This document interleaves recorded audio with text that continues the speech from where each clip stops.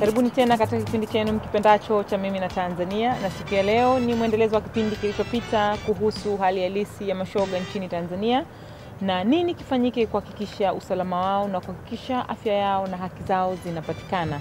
Basi siku ya leo tuko barabarani na tumepata mmoja wa mashoga hao ambao yuko tayari kuzungumza nasi kutuambia hali halisi anajisikiaje kuwa alivyo, ni kuzaliwa ama ni kuamua.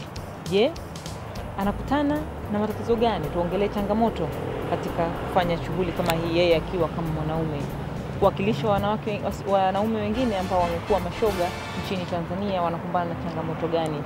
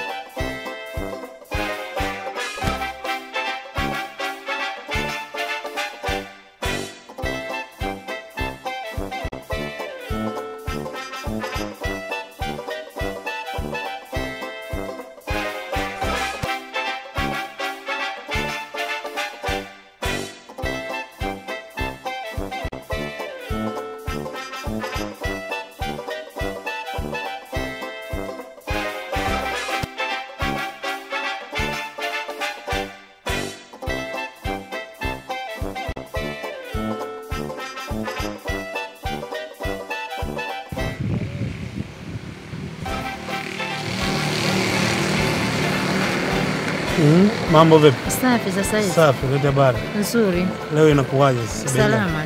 Shilingi 30,000 tu. 30,000? Ndio. Mbona ni hela nyingi sana? Ndio biashara. Kwa nini? 30,000 ni hela nyingi sana. Tena nimekupunguzia tu. Bei ya mwisho? Bei ya mwisho shilingi 20,000. Hapana. 3,000? Hapana. Na? Hela dagaa hiyo. Hela dagaa? Ndio. 3,000 hela dagaa? Hela dagaa kabisa. Okay.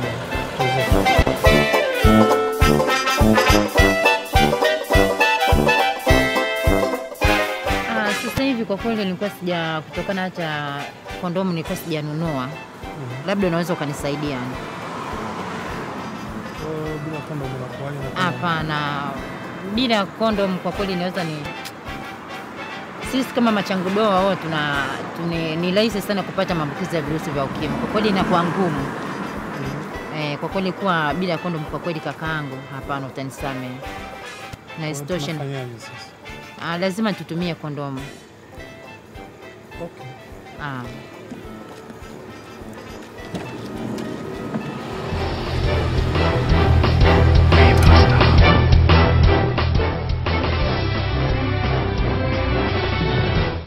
Labda utambulishe kwa watazamaji, wewe unajulikana sana kama nani, jina lako la ambalo unalitumia katika shughuli hii na sio jina lako la kuzaliwa. Okay.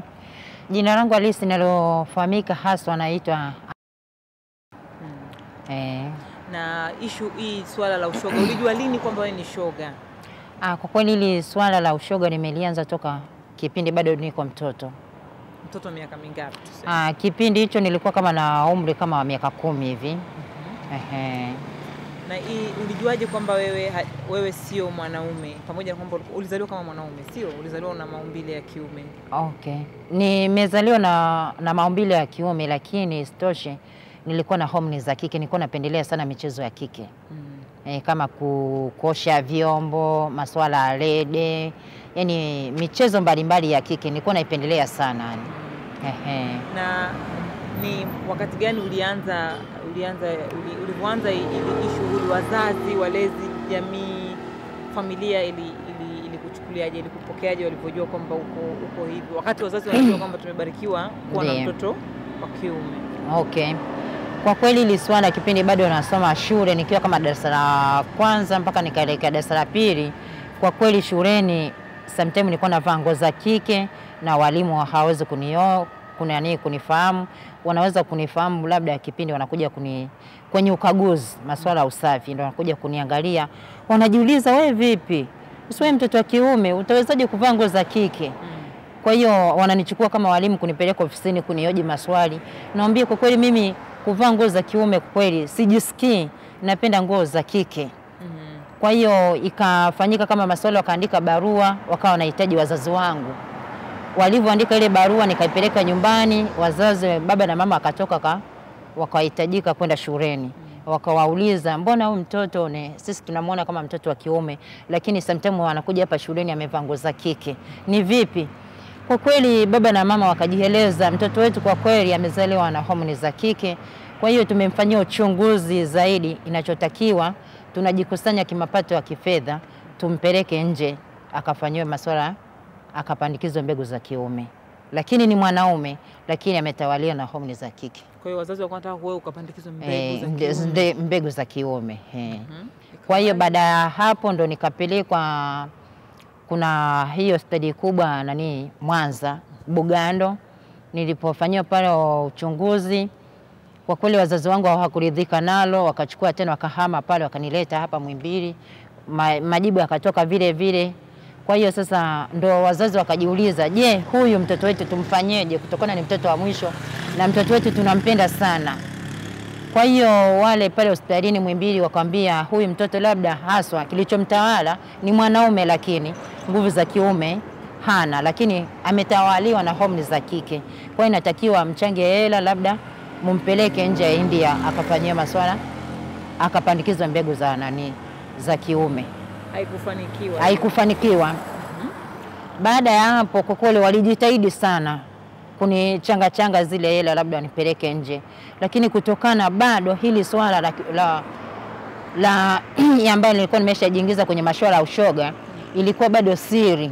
Kwa hiyo wazazi wangu walikuwa bado hawajalishtukia kama mimi bado mchezo nilikuwa tayari nimeshaanza kufanya.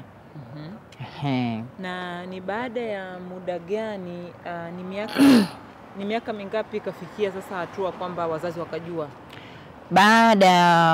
Baada kama takribani kama miaka, kipindi hicho nilikuwa kama darasa la 3 hivi naelekea darasa la 4, ndio watu wakaanza kama fununu. Mama fulani mwanao sisi tunasikia ni shoga, lakini mama akaniambia, mwanangu hivi ni kweli haya masuala wanayotamka hivi? Sasa mama akawa ananisii kutokana na wale tabia akawa ananisii, mwanangu usio unapendelea sana kwenye majumba haya ya Waarabu, wana tabia mbaya. Sasa mimi nikimwambia mama, mbona wale Waarabu mimi wananipenda, sasa na tabia gani? Mama ananiambia, hapana mwanangu, wewe ni mtoto wa kiume. Waarabu wana mchezo mbaya, wanalibu watoto wa kiume. Na kweli ni kweli, kama mama alikuwa kama na upeo wa kuona. Ni kweli jinsi, na hapo ambapo alikuwa ananikataza na humo ndo nilikuwa nafanya kile kitendo yani. Kwa hiyo nikawa yule Mwarabu akawa tayari akawa ni mtu wangu, nikawa nafanya siri. Kwa hiyo ulianza na miaka mingapi? Kwa kweli nimeanza kama nina miaka kama 10 naanza. Changamoto gani ambazo mmekuvana nazo hapa? Changamoto nilioanza nilivyoanza masuala yangu haya ya kishoga, kwa kweli kama nina miaka kama 10 kidogo. Kwa hiyo mama alikuwa anichukulia kama mtoto wa kike, ananichukua kama mtoto wa kiume. Kwa hiyo sasa akawa bado ananichunguza vizuri, mwanangu hivi, kutokana na jinsi anavyoniona siko vizuri kama wanaume wengine. Kwa hiyo nikitoka shule lazima nichunguze fanya nini. Sasa kutokana na ule mchezo nilikuwa nimeshaanza, nikawa huku napata maumivu. Sasa tukikaa labda tukiangalia television hivi, mama anajiuliza, mbona mwanangu, mbona sikuelewi mwanangu, kulikoni? Mbona uturi? Mimi siri yangu. Akaniambia hapana. Akanitoa sebuleni akanipeleka huko. Hebu njoo. Nakataa. Mama ananiambia njoo, ananibembeleza, ananipa labda hela. Njoo nikuone mwanangu. Mbona nakuona huko uturi vizuri sijui nini na nini? Kuna nini? Kwa hiyo mama tayari akawa akawa ameshajua tayari nitakuwa nimesharibiwa na wale Waarabu. Kwa hiyo ilikuwa ngumu sana yani. Na yule Mwarabu alikuwa ameniambia ni iwe siri yako, usimwambie mtu yoyote, kutokana hicho kitendo ambacho alikuwa ameshanifanya. Umeona? Baada ya hapo kwa kweli mama akanishika kinguvu, akaniambia kama hutoniambia baba yako nitamwambia. na ukija kujiangalia kaniambia mwanangu nakupenda sana na ukisha kujiangalia wewe ni mtoto wa mwisho. Na hapa utakuja kudhalilisha mwanangu. Akaniambia mwanangu utatia aibu. Lakini hapana naomba unieleze vizuri mwanangu. Nikamwambia mama hapana. Akaniambia sasa siku moja akaniona huku vile ninavyojikaza kama damu zinanitoka. Kulikoni? Mbona damu zinakutoka? Huku nyuma napata maumivu kwa kweli, damu kweli, kuja kujiangalia yale kama damu zimenitoka. Kwa kweli sikusema kwa kweli. Lakini wakati ilikuwa ni bado huko na huyo Mwarabu? Ndio yule Mwarabu aliyenianzia ni katika ushoga wangu. Ni Mwarabu ndo alianza hiyo mchezo huo wa kufanya Sasa hebu tuambie sasa hivi changamoto, umeshakuwa mtu mzima unaishi kwako. Ndio. Ukiwa unaenda kama kumtongoza mwanaume, tumeshuhudia kwenye video yetu wakati tunakurekodi. Ndio. Ulipokutana na mmoja wa mteja wako. Ndio. Yule mteja amesimama pale akijua wewe ni mwanamke. Sawa. Sasa hiyo changamoto ya kumfanya yeye aelewe wewe ni mwanaume inakuwaje? Okay. Changamoto naipata katika biashara yangu. Wengi wanaume wananitongoza, hawanijui. Tunakubaliana bei ni shingapi. Kwa hiyo kisha fika mle ndani, kabla kama namwangalia kwanza mtu mwenyewe kama mtu mzima, siwezi kwanza kumwambia naomba hela. Atakuja kuniona huyu ni changu doa. Kwa hiyo ninamuona kwanza, nampima kwanza imani yake.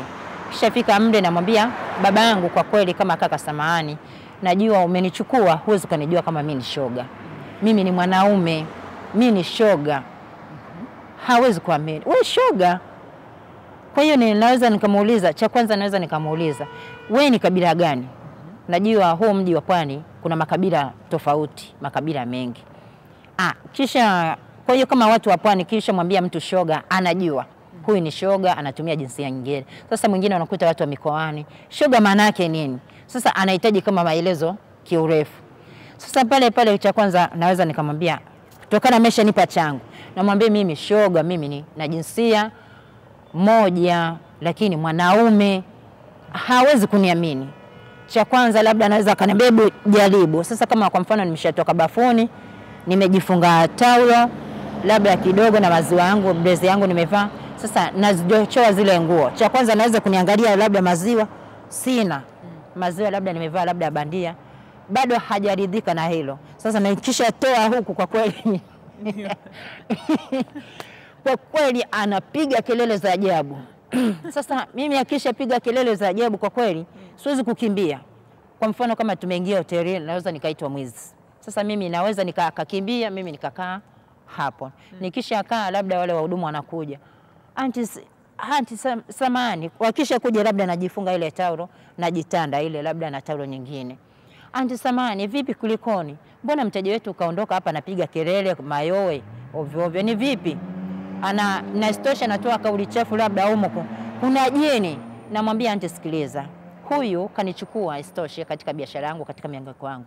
Hanifahamu kama mimi niko guest. Hanijui.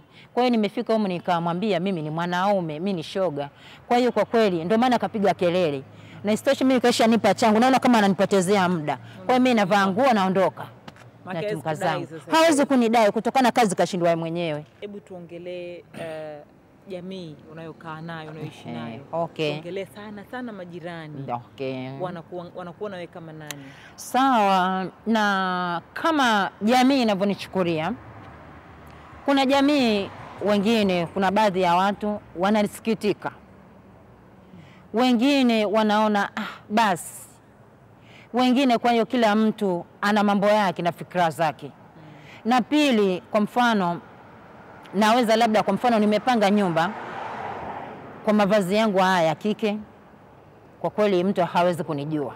Mavazi mengi ambapo na mimi napendelea navaa kama nyumba za kupanga, navaa mavazi ya kike. Kwa hiyo mtu kuja kunijua si rahisi. Anayenijua ni yule, ni bwana wangu mimi na yeye anayenijua. Na changamoto nyingine labda naweza kuzipata sehemu, kwa mfano labda mtaa fulani ambapo wananifahamu, yule Suzi, kwa hiyo navaa nguo zangu za kiume. Kwa hiyo wapo vijana ambao wanatumia madawa kulevya, wengine kukutukana, mikosi, wengine huyu vipi huyu ukishapita mbele wakufyonze, wengine wapate wa kukutetea. Kwa kweli changamoto yangu ndio kama hiyo. Na istoshe kuna baadhi ya viongozi mtaani kwangu napoishi. Mashoga. Ni mashoga pia. Kwa hiyo hao viongozi na wenyewe wanakuwa na Sasa hao viongozi baadhi yao wanakuwa na wale mashoga pia. Sasa wanaona kutokana mimi napendelea yale makundi ya wanawake, nitatoa siri. Kwa hiyo sasa wale viongozi wanafanya juu chini, watoa hata ile hela wanihamishe ule mtaa. Na ilisha hivyo ninavyokuambia, ilisha sadikika mpaka ilisha dhibitisha mimi nikarudishiwa kodi ya nyumba. Sina tabia mbaya, wakaanza kuongea huyu atatuharibia watoto wetu, huyu sijui nini, yani maneno mengi wakamwambia yule mwenye nyumba. Yule mwenye nyumba akasema, jamani, mimi siwezi kumhukumu, mimi sio Mwenyezi Mungu wa kusema eti nimhukumu huyo mtoto. Anajiheshimu hata kama anavaa nguo za kike, lakini anajiheshimu. Kwa hiyo mimi kusema eti nimhukumu, mimi sio Mwenyezi Mungu. Kwa hiyo wale viongozi wakafanya juu chini.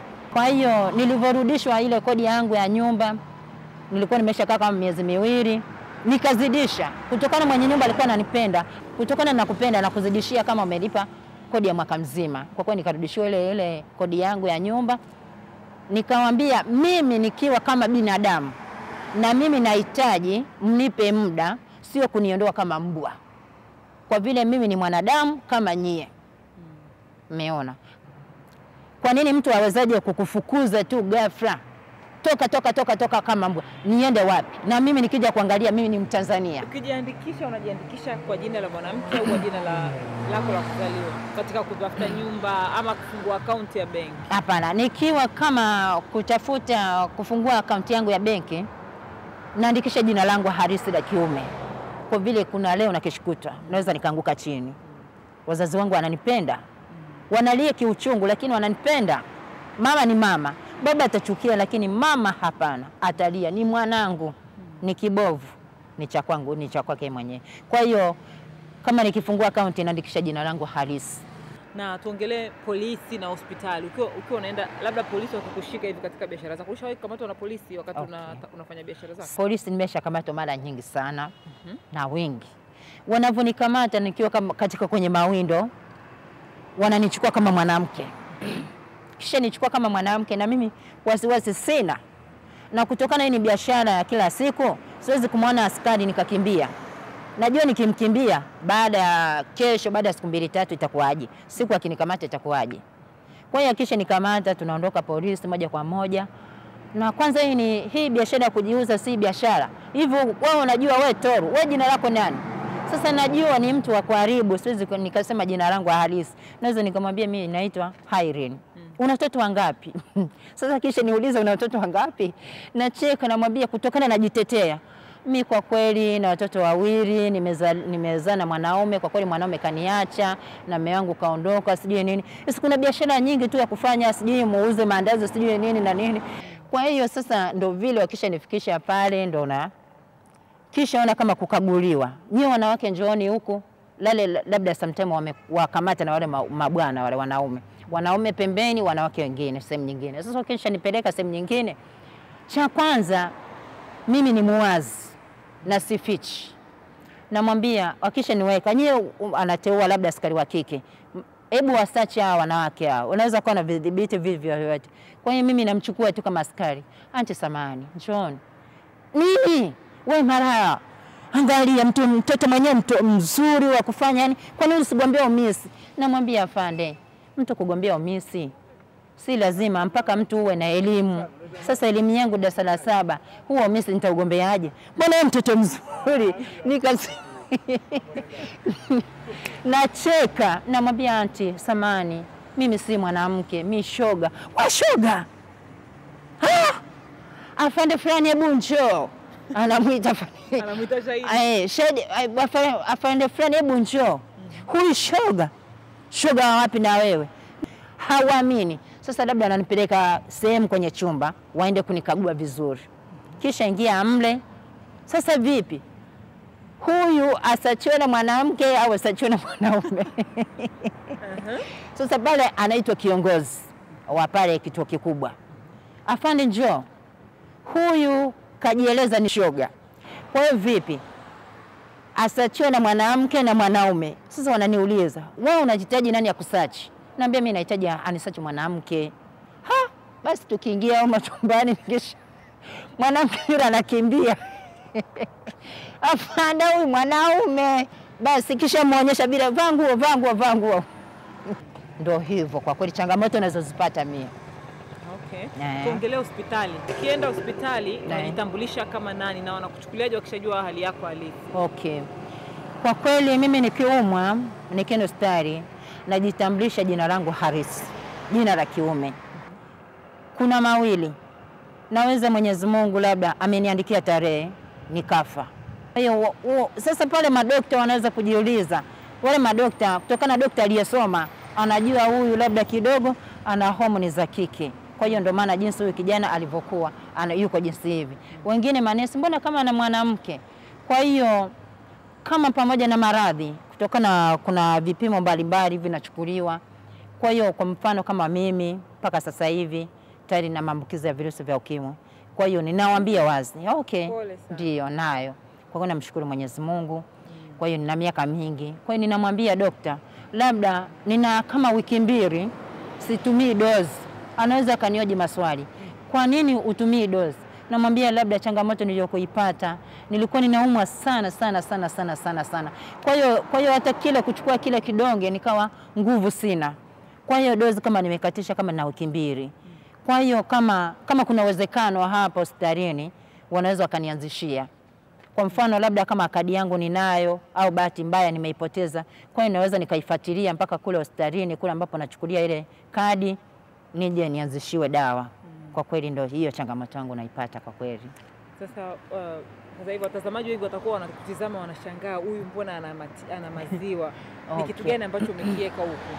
Nimependa kuvaa haya mavazi cha kwanza. Nayapenda sana. Toka utotoni mwangu nayapenda na hata wazazi wangu hawachukii kwa mavazi haya. Kitendo wanachochukia kwa mambo haya niliyojiingiza kwenye masuala haya ya ushoga. Ndio ile swala wazazi wangu wanachukia. Lakini kama kwa mavazi haya niliyovaa hawachukii, wanaona basi ndio jinsi anavyopenda. Nayapenda sana. Na jinsi nilivyoweka hivi maziwa. Napenda sana, ninajisikia sana, ninajisikia vizuri sana kuvaa hivi. Hivi haya nilivyovaa kwa mfano kama hivi nilikuwa nimetumia cream niko kama wewe. Mweupe. Sasa ile maziwa ukiyavaa yanakuwa na sirdi. Baada ya huyo jamaa nilivyoishi naye nikaja huko tukamia huko mtaa kwetu huko, baada ya mafuriko ndale yakaondoka. Kwa hiyo nikapenda. Kwa sasa hivi sio yale maziwa ambayo nilikuwa nayapendelea. Ndio hivyo. Lakini unaweka vitu kusudi ya hili napenda. Hapana, si ya kwangu. Kipindi hicho ndio maana nikasemea kipindi hicho kutokana nina homoni za kike. Maziwa yalikuwa yanaanza yanahota kwa kweli, kusema ukweli wa Mwenyezi Mungu. Maziwa yananiota, wewe yanaota kabisa, lakini hawezi kuwa makubwa, yanakuwa tu kiasi. Kwa hiyo unadhani wewe umezaliwa na hali hii ama umeikuta ukiwa umeingia katika shughuli hii kwa sababu tu ya makundi? Hapana. Kwa kweli hilo swala huwa ninaliongelea sana. Kwa kweli kusema ukweli mimi sikufundishwa na mtu. Najua nalifahamu hilo. Namkosea sana Mwenyezi Mungu, hilo nalitambua. Siwezi kumpa mtu mzigo labda laana ya kusema eti fulani ndo kanifundisha. Hapana. Najisemea kama mimi nikiwa kama mlengwa. Mimi huu mchezo yani ile matamanio tu najisikia niwe na mwanaume mwenzangu. Kwa mimi nikija kulala chumbani kwako hivi kama mwanamke napenda sana. Kama mwanamke unaweza hapana. Yani siwezi. Yani siwezi nikakutamani. Labda tu akipita labda kijana fulani hivi. Yani labda moyo wangu unafanya unashtuka. Lakini sio mwanamke. Kwa hiyo si mwanamke, ni mwanaume. Kwa hiyo sasa nitafanya juu chini. Yani mpaka labda unajua mwanaume kwa mfano kuja kwenda kumwambia kama ukiwa mwanamke kumwambia kaka naomba samani nahitaji namba yako ya simu inakuwa vigumu. Sasa kama najua huyu mtu labda kama huyu ni mwanaume, huyu ni rafiki yake na karibu naye kidogo, naweza nimempenda, naweza nikanunua namba yake ya simu. Nikawa namtumia message za mapenzi labda usiku, labda lunch, labda nini. Lakini kuna vijana wengi wanakutizama sasa hivi na wangependa kujua labda nini ujumbe wako. Wewe umezaliwa, lakini kuna wale ambao wanaingia kwenye masuala kama haya wanakuwa ni tamaa zinawaponza, hawajazaliwa na ile. Wewe ujumbe wako nini kwa vijana wanaokusikiliza? Kwa kweli ni kweli hilo unalolisema ni kweli. Vijana wengi wa hapa Pwani kitu kinachoharibu sana mambo hayo kama sijui maana sijui kuna muziki gani hivi serikali inasikia sasa hivi imepiga marufuku kutokana inaharibu watoto wadogo sana. Lakini nikisha kuongelea kama mimi mlengwa, kabila langu kwa kweli hapana. Ni ngumu sana. Ni vigumu sana kwa kabila langu. Kwa nikisha sema labda kwa mfano kama vijana wao wa pwani, mambo haya ni ya kawaida. Wengine wanaanza ukubwani, wengine wanaanza utoto, wengine labda changamoto yao wanaweza kupata labda mambo haya kama utoto, wengine mara huwa naona mambo mbalimbali kwenye vyombo vya habari, wengine kwenye magazeti, mara wamefundishwa na wazazi wasijui wajomba sijui nini, umeona. Kwa hiyo naweza nikasemea mimi kama mimi, si kusema eti labda shida wala nini, hapana. Mimi ni homoni za kike ndo zinazonisumbua. Ungepewa nafasi ya kukutana na kiongozi anayehusika na mambo ya vijana, Ndiyo. na vijana wa aina zozote zile wakiwemo pamoja na mashoga, Ndiyo, okay. Ujumbe wako ungekuwa nini kwa kiongozi huyo? Kwa kweli kama huyo kiongozi angejitokeza, kitu cha kwanza ambacho nilikuwa ninapenda sana